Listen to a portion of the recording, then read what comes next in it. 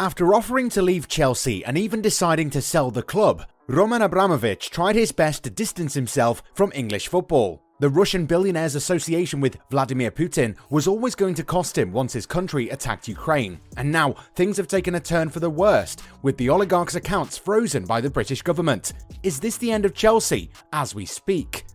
The Ronaldo soap opera continues, and it appears that the Portugal international is going to do everything he can in order to leave Manchester United for good. A lot of people won't be too sad about that.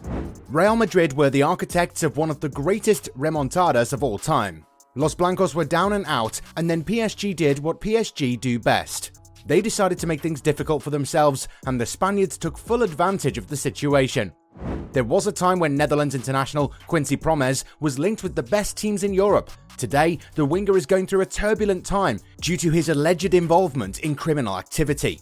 Before we get started, we want to share the sponsor of today's video. The OneFootball app is the ultimate football platform and is a must-have for every football fan, so that you can follow all of your favourite leagues, teams and players all the time right from your phone. You can be sure to turn on notifications for specific players to be instantly alerted when they score a goal or when they're involved in other breaking news. It is the best and easiest way to stay up to date with everything football. Click the link in the description down below to download the app right now. You won't regret it.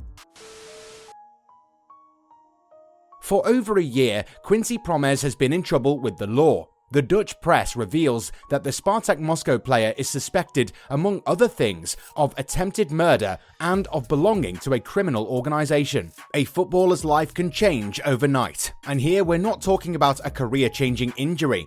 Quincy Promes is the perfect illustration. Long considered a big hope of Dutch football, the 30-year-old winger who revealed himself to Spartak Moscow and who notably passed through Ajax Amsterdam and Sevilla is allegedly involved in some truly heinous things, as revealed by the Dutch media. Already in 2020, he was arrested after being suspected of an assault resulting in serious physical injuries with a stabbing weapon. Since then, things have accelerated. In recent days, the native of Amsterdam is suspected of having stabbed one of his cousins with a knife during a family party. The ministry decided to pursue charges for attempted murder. Wiretapped, the player ended up confessing some facts in several calls and in several conversations, specifies the Dutch media De Telegraaf. The transcript of the tapped conversations also suggests that Promes wanted to stab his cousin to death, but that's not all. After the investigation, the police explained that this attack could be directly linked to drug trafficking. The Dutch media explains that several relatives of the player were imprisoned for the same crime. The Dutch international could be arrested quickly in this case, but the fact that he currently resides in Moscow makes it difficult. Another accusation, and not the least according to police sources, Promes and his family may have allegedly invested in cocaine. This would particularly concern the more than 4,000 kilograms of hard drugs which were intercepted by the Belgian police in Antwerp in April 2020. At that time, several people had been arrested in this case, and the police had seized more than 120 million euros worth of cocaine.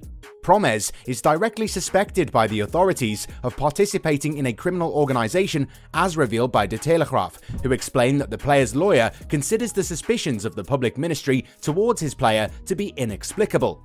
Either way, Quincy Promes is in trouble, and it's looking unlikely he'll get out of it anytime soon. A broken down machine. Since the start of 2022, Cristiano Ronaldo has scored only one goal. An astonishing statistic since the Portuguese had accustomed us to better outputs. But it's not just on the pitch that the former Real Madrid star is going through complicated times. Indeed, the player, who has 15 goals in total this season, is at the heart of debates in recent days. It all started on Sunday with his absence for the derby against Manchester City. Officially, CR7 suffered from a hip injury since Friday, explained the manager Ralf Rangnick. However, several media outlets claim that the striker was not injured. This was confirmed again by The Sun on Thursday. The English publication reveals that Cristiano Ronaldo reacted badly to the fact that his coach told him of his desire to put him on the bench against the Sky Blues. CR7 then complained of a hip problem before flying to Portugal. An absence on the field but also in the stands, which made people talk.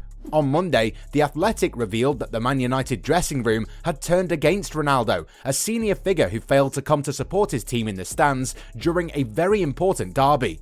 The following day, AS added that his teammates did not appreciate him putting his interests ahead of the team's.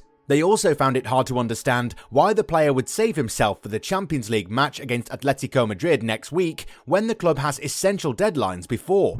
Back in training on Tuesday at Carrington, where he was the last player to leave, Cristiano Ronaldo ended up breaking his silence on Instagram. Hard work for a strong recovery. Wanting to get back on the pitch and help the team, he posted with a photo of himself on the pitch on Wednesday, during a session he did not complete. Despite this, his case still makes a lot of ink flow. The legendary forward is still eager to leave the club and has had many meetings with Jorge Mendes in recent weeks. Just a year after his return to Old Trafford, Ronaldo wants to leave. Mendes is currently looking for a new club for his client, and we're sure that his departure isn't going to make a lot of his teammates too sad. He was a bit criticised at the moment in Madrid. The performance of Real Madrid in the first leg went very badly, and if we put aside the match against Real Sociedad last weekend, the people of Madrid had not been particularly brilliant during La Liga meetings. Tonight, even if we necessarily think of Karim Benzema as the main architect of the qualification of the Spanish team, it is clear that Carlo Ancelotti also has his share of responsibility. If his starting plan was rather predictable, we saw a little better from his team. A formation with a little more bite, which pressed a little higher and more intensely than in the first leg. We didn't really know if the Madrid Giants wanted to leave the leather or take control of it. But one thing is certain, the battle in the middle did not completely turn in favour of the Parisians this time.